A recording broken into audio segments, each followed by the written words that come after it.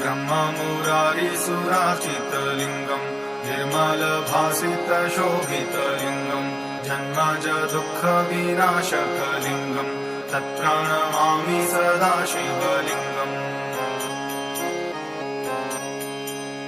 देवमुनिप्रवराजितलिङ्गम् कामदहमकरुणाकरलिङ्गम् रावणदर्पविनाशनलिङ्गम् तत्प्रणमामि सदा शिवलिङ्गम्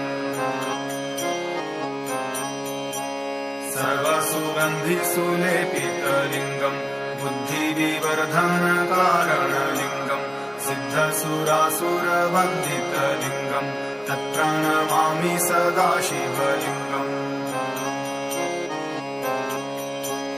कनकमहामणिभूषितलिङ्गम् फणिपतिवेष्टितशोभितलिङ्गम्